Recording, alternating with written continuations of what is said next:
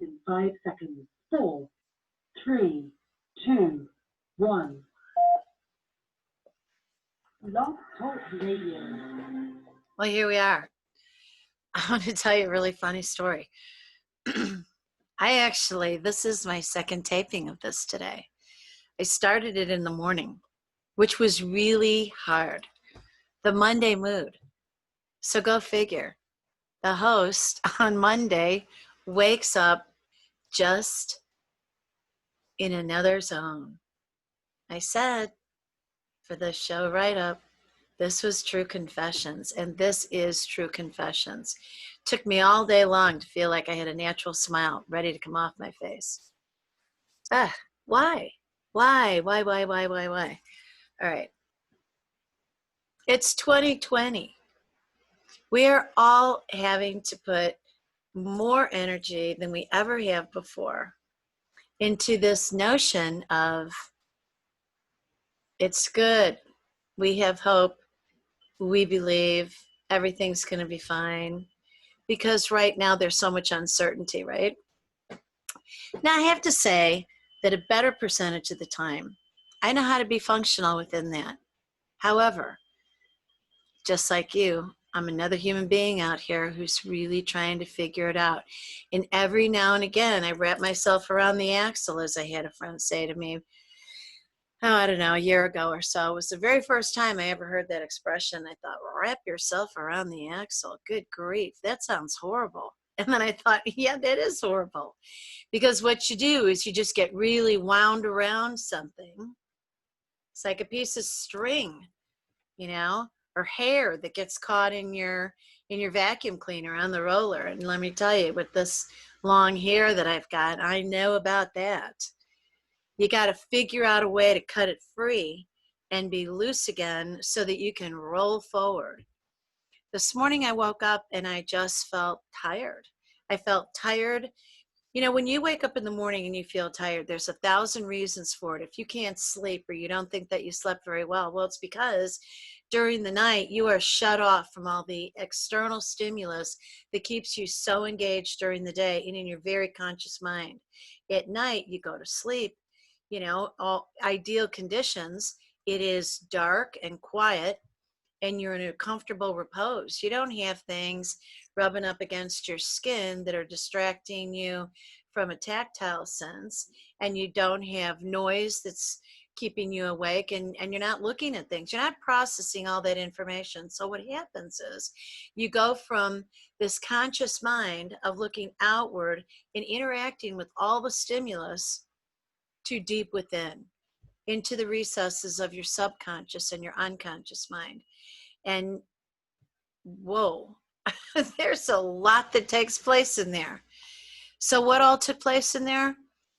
I know from recounting my dreams that I was processing, problem solving, my concerns about humanity, my concerns about the United States, my concerns about my neighborhood, my health, my home, my family, my friends, my businesses, my business associates, all of it.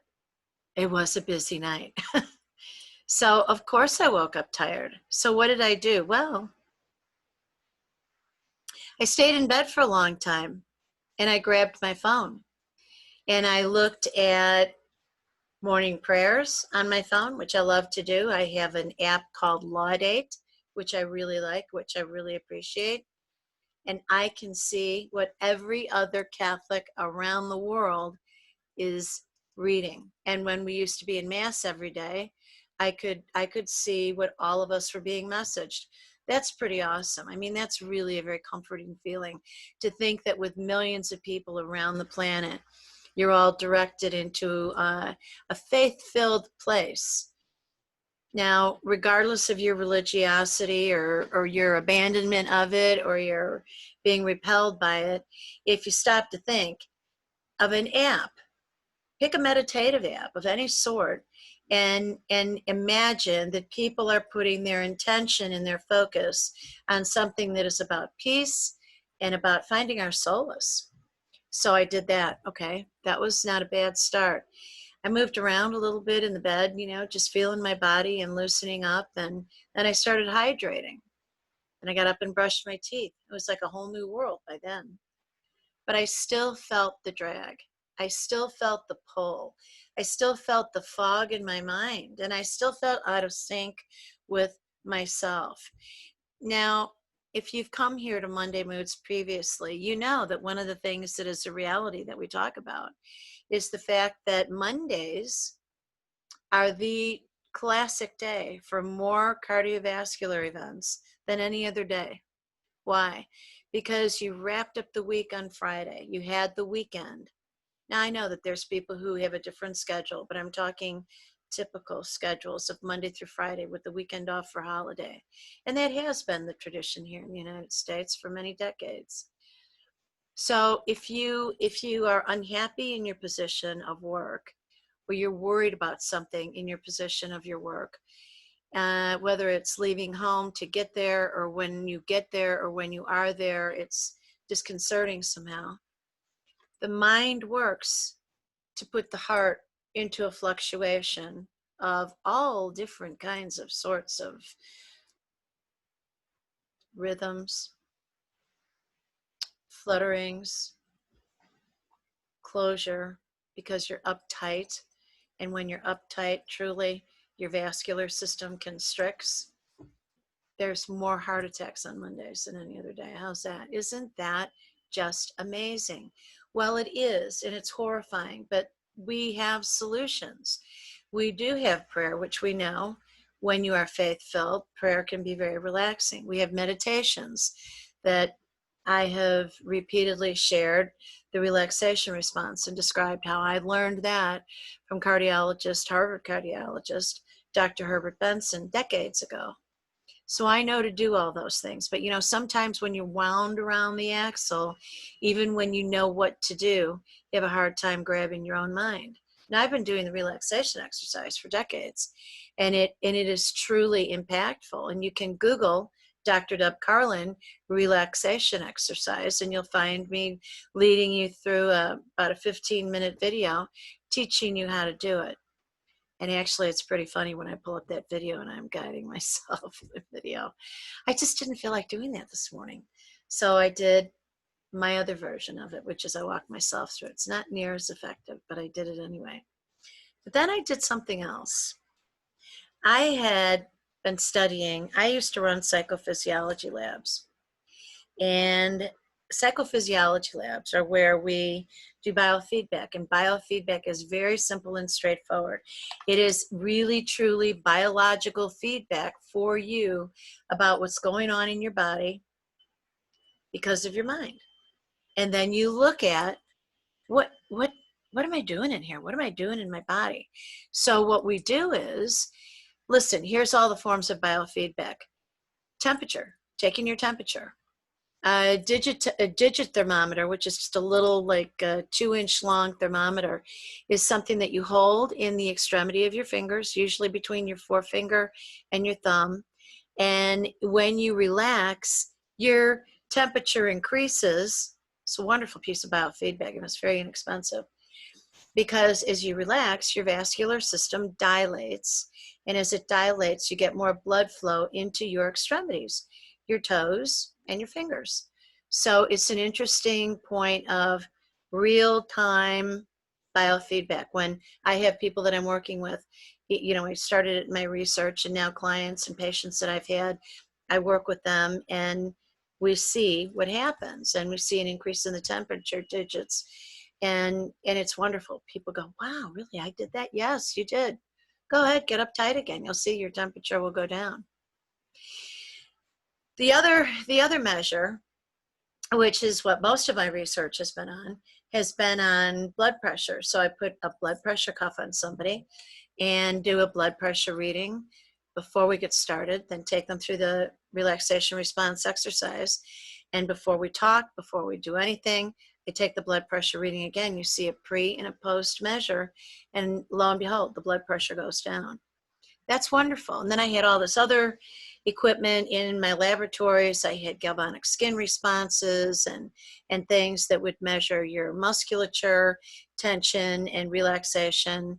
There was brainwave activity that we would measure, and it was really neat. Very expensive research equipment. Well, I'm not carrying that around. It was a full room with a locked vault door on it because it was precious equipment. You had to keep it at a certain temperature and all that. But guess what? Technology is amazing. And these phones that we have, whether you've got a Droid or you've got an iPhone, and I happen to have an iPhone, I am involved with and have been studying for 20 plus years heart math. Heart math is looking specifically at what you do with your mind and how it affects your heart pattern. So I bought this device and I teach people how to use it. You plug one end into your iPhone and there's a long cord, just looks like a charging cord. You plug one, you take off your earring if you have one on, and you put this clip on your ear. So you are clipped into your phone, and your phone then says, Inner Balance would like to communicate with Heart Math Pulse Sensor. And you say yes, and you open it, and you allow it. And then what happens is you get this beautiful screen, and you touch that screen, and there's a beautiful mandala in the middle of it, and you press go, and the equipment starts calibrating you with your device, and you begin a session. Now there's a colorful wheel in the middle that undulates, larger and smaller and larger and smaller. And you calibrate your breathing with it. So you are inhaling and exhaling. It's a nice pace, it's nothing intense. And simultaneously, what happens is across the screen, your heart rate is visible for you.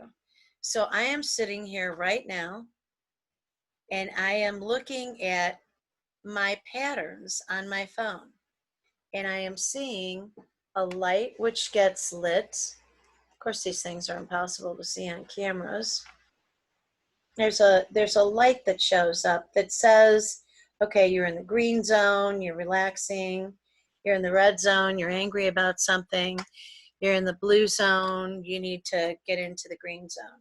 And it's beautiful, it's amazing. Now here's the reason I'm sharing this with you.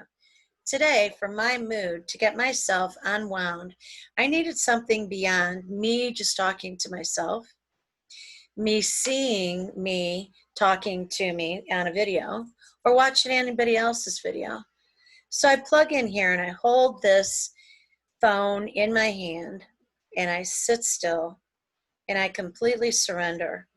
And I watch and I listen while the guide on this talks to me and tells me what to do and tells me, okay, you need to breathe in and out, you need to pay attention, you need to watch.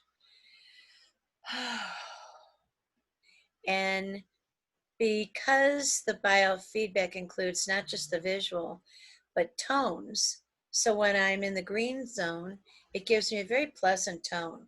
I like that tone. Behavior modification theory tells me, just like Pavlov's dog, or a mouse that learns how to run through a maze, I am that creature, and I will respond to what's pleasant, and I will want to comply and achieve more of that pleasantry, or I'll experience something that I absolutely don't like to see, and I will recoil, and I will try to shift my behavior. So it's really interesting. I sat and I did it this morning. And it took me a while. I had to sit with it for a longer period of time than what I normally do. And I want to tell you something. There is no way to play a game on this and pretend that you're somewhere you're not, because you are getting the biological feedback on yourself, from yourself, about exactly where you're at. Isn't that fascinating? It is fascinating. Now, this is a new technology, but I have been working this technique for decades with people, and I have helped literally because of doing events and working with large audiences for decades, I have helped tens of thousands of people become normotensive, meaning that they recover from high blood pressure. They're able to, with me collaborating with their prescribing physician. So I know my boundaries. I never do anything outside of working with people's healthcare providers. So if somebody comes to me, and a lot of times they'll come to me through their physician, and they have high blood pressure, I teach them the relaxation response exercise, teach them how to take their blood pressure. And here's what it's all about, my friends. It is all about your Monday mood. It is all about getting control of your thinking for the actual tangible benefit of your body. Now, when I'm telling you as a doctor of psychology that I had a hard time unwinding myself this morning, I'm telling you the drop dead truth. I was so irritated with myself that I was stuck. I mean, I was really irritated with myself that I was so stuck. And then I was just so tired. It was hard for me to get motivated. So I did my heart math technique. I'm going to unplug this now. And it's cute because at the end of your exercise, you're asked to go onto a dial and indicate by pointing to the face that you think best represents you what your achievement was on that round of the practice. And that's helpful too, because it's kind of frivolous, but it's actual science. When I did that, I right away thought to myself, oh, right. And I grabbed hold of my mind and I shifted during that exercise into a beneficial zone. And that really is important for each one of us to have the capacity to do.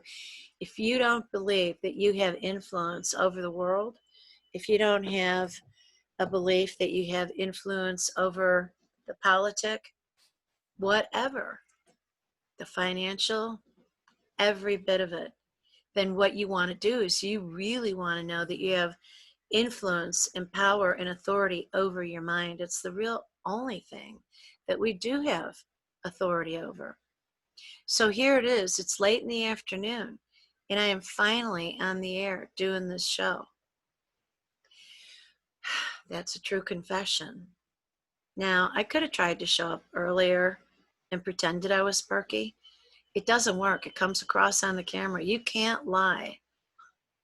You can't lie when you're looking into the lens and your nonverbal behavior is right there for everybody to see. You're on the radio. People can hear your voice. You can tell when somebody's not telling the truth. We are all very smart, very intuitive, and we understand one another in ways that are not always conscious to us, but we know when something feels a hair off. I did not want to show up here today and be a hair off. My job, my goal is to get you to focus on today's Monday. How am I going to manage this? Now, if you want to know more about heart math, just send me a note and I will be happy to teach it to you and guide you and get you into the zone. And in the interim, I invite you to go to Google and Google my name, Dr. Deb Carlin, relaxation exercise. And I'll be walking you through something that'll really help you unwind your mind and start to learn about mind-body practices. So you know what happened? Here's the good news.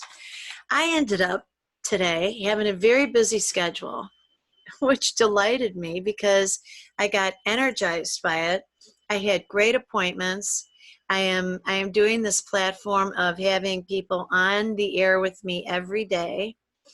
And those partnerships are really exciting for me. I am inviting people who I know, like, and trust. They are on a mission that is in alignment with mine, and they want to do something important and impactful right now because we are all in need. We are all in need. What do we need? Well, we need hope. Where does hope come from? Hope comes from faith. We need to have faith in something. We need to have faith in my belief in a higher power, whether it's Mother Nature or it's God or whatever. We need to have a belief in a higher power that is the authority over the universe and life. We also need to have faith in one another, in this humanity, in this civilization where we exist. And we need to have faith really close to home in people who are close to us in our inner circle, who we know, like, and trust. And we really need to have faith in our own self. And in order for that to happen, we have to be able to get up every day and start loving ourself, making peace with ourself, looking ourselves in the eyes every day in that mirror as we brush our teeth and wash our face. Just look at yourself in the mirror and know that when you look in your eyes, those are the windows to your soul. And what is there, my friend, I promise you, is really beautiful.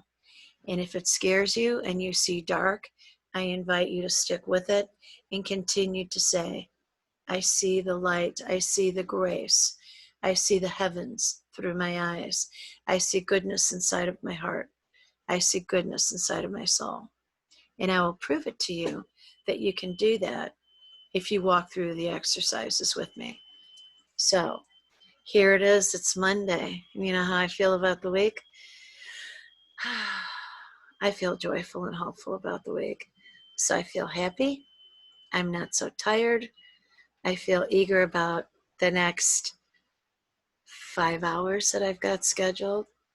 And I just came to a place of my solace.